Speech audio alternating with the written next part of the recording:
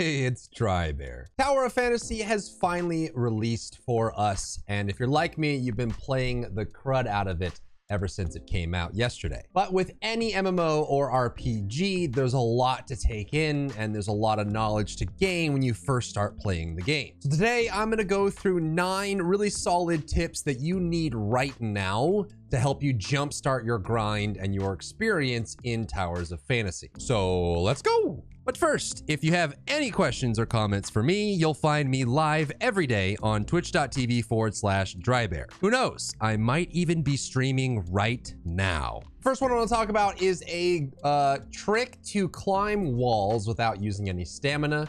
This is, I would consider this a clever use of game mechanics, but it's possible that they end up changing this in the future. So if you go up to a wall and you start climbing, you can see that you'll use up your stamina and you can jump to use more stamina to climb quickly. The problem is that when you run out of stamina, you will fall to the ground, and fall damage is actually pretty substantial in this game.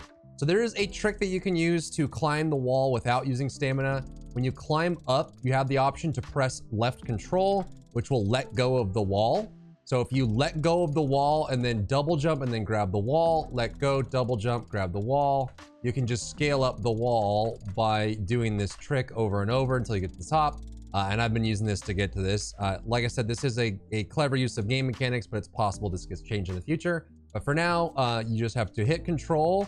Don't hold forward until you're ready to grab, double jump, and then hold forward to grab to the wall again, and you can scale tall buildings and mountains easily. Next, you'll notice that the map is not revealed when you first start playing. It'll be kind of grayed out like this. And just like many of the games that this is similar to, you'll be able to reveal the map by going to these things right here, the Omnium Tower. So you go to the Omnium Tower, and you'll have to do something once you get there. And that's talk to the little robot at the top. You'll be able to go to Hykros through this teleport, and the main story, the yellow quest line, will take you there. But I've seen a lot of players come up here, go to Hykros, and then spend a lot of time with their maps grayed out like this. All you have to do is go talk to the robot and finish all of his text. He'll give you the update, get the information, and then your map will be revealed. Next, if you hit Alt-3 for the hotkey, you'll bring up your weekly adventure log. This is where you're going to be doing most of your dailies and weeklies and events, getting a lot of your grinding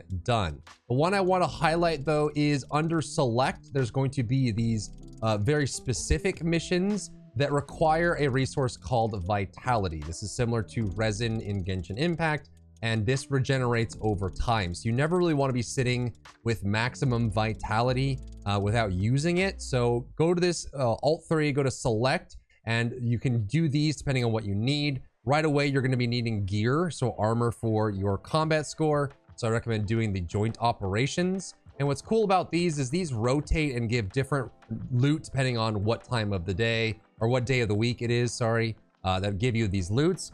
And what's interesting is you can actually run these additionally for resources. So when you use Vitality, you can enter without using Vitality. And when you're inside, you'll get chests that consume Vitality to consume all this. It tells you how much you need. But you can do them without having any Vitality. You just jump over the chests, and they'll give you one of the soft currencies in the game that you can look at through the commissary here on your main screen. Go to commissary and then go down to the support store. If you complete the joint operations without consuming any Vitality, when you have low Vitality, it will give you this support token, resource support points, which you can then spend in the support store. So you can actually get 10 black nucleuses by running additional, it's almost like infinite chaos in Lost Ark. You'll get gold, you can get nucleuses and some of these lower level materials. But if you have extra time, it's not the most efficient, but if you have extra time, you can go to your Select, go to joint operation, and run these even with no Vitality. Next is to do your exploration. You'll see on your map, your mini map in the top corner here, these little double diamond icons. These tell you when there's an exploration item that has not been grabbed by you is available. If it's grayed out, it means that it is not currently available. They disappear, and then sometimes they take maybe 24 hours, 40 hours to respawn, so they may not be there. But these give you black nucleuses. They give you completion of your map progress seen down in here in the bottom, which has tons of great rewards, permanent HP increases, nucleuses for rolling, super good to do. So when you see these double diamonds on your map, make sure you go check them out. For these dandelions, you'll see these kind of spawn. And you can get the black nucleuses this way, which will give you the exploration. And there will be various different ones that require you to do different things. Some require an element like fire or lightning, and some require a different relic. When you run into these Atlas statues, for example, you'll have to go to your relics and you'll want to deploy your cube, the strange cube, which has a kind of shock pulse knockback on it. And then when you do this on the statue, boom, it knocks off the ball and there's the nucleus. And you can collect that. We're gonna run through a few of those as they are right now. This one, if you see it, is just tar. You have to light it on fire by using any fire element. When you do so, it'll melt away and then it'll reveal what's inside. It's usually a black nucleus, but I've actually gotten gold nucleuses out of this. So you want to pay attention to that. You'll also find various puzzles, just like in Genshin. You'll find these kind of strewn about. So if you see an icon on your map, like I see right here, and you think there's something here, just kind of mess around with it, play with it, try to explore it. There will be various puzzles you'll encounter. There are cooperative challenges in the world, some that require 2 people to stand in different places and some that are push. This one I found that you can actually do at this by yourself. You just have to be able to do it, push them in at the same time, and you'll be able to get it. Then you'll get these decipher chests. For these, you'll want to use the perfect decipher. It gives you a lot more loot. But if you don't have one of the deciphers, you can force it open. It's just the loot is a lot worse.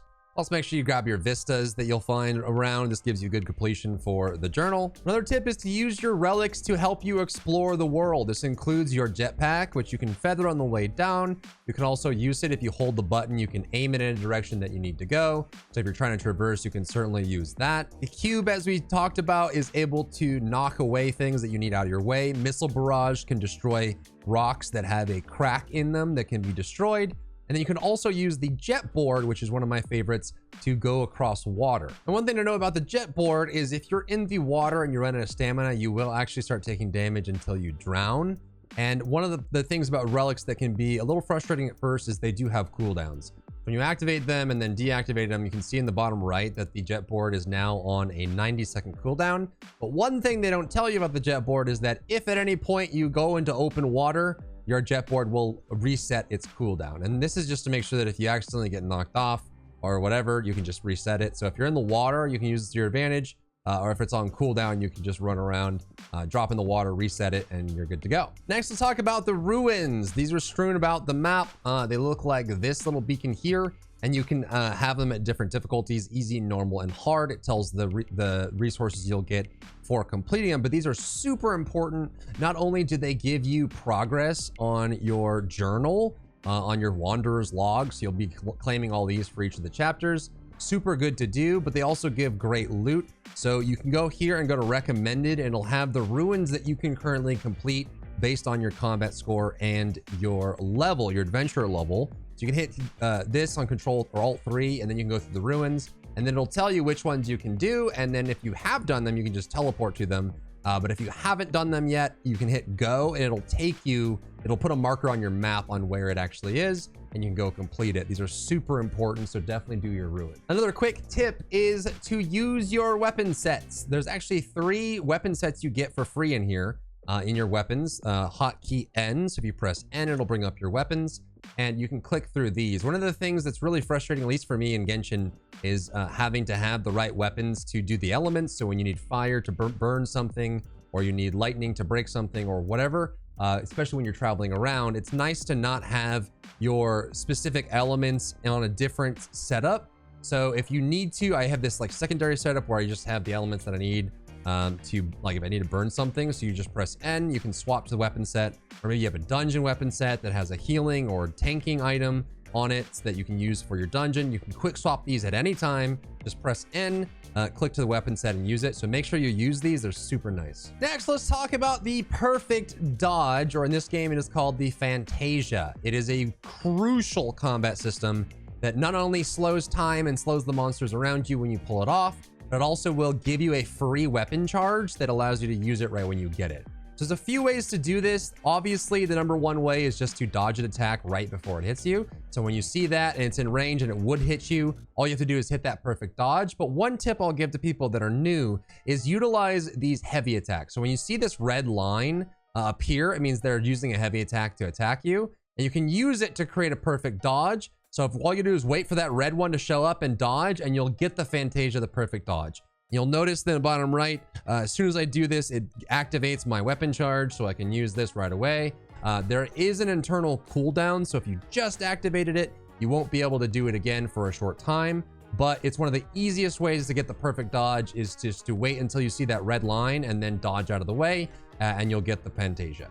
And the last tip I'll leave you with is one that I figured out far too late. In the bottom middle of your screen is your health bar. And then on the right is the food item you have equipped, which you can eat by pressing F2, and this can heal you. And I ended up getting into some higher level dungeons, still using ingredients without realizing how to change it. And it's pretty easy. Press Alt to bring up your cursor, or you can also press Enter to bring up your chat. But then you go down here and you click this up arrow right next to the food, and it'll bring up what you have in your inventory. So obviously you're going to want to use the better food that gives you much better healing when you're doing harder content. So all you have to do is press Alt, press this up arrow, and select the food that you want, and make sure that you have the food that matches the content that you're doing. And that's all I got. Look forward to more content coming from me. I just wanted to get some quick tips out for people that are just getting into the game like I am. I have a lot to learn, and I'm running around exploring and testing things out. But if you would like to see more guides from me and more content on Towers of Fantasy, then let me know down in the comments. Thanks for hanging out, and I'll see you in the next one. If you enjoyed yourself today, leave a like down below. You can support me and my work on Patreon and view Patreon exclusive content, link in the description. Thank you so much for tuning in, and I'll see you in the next one.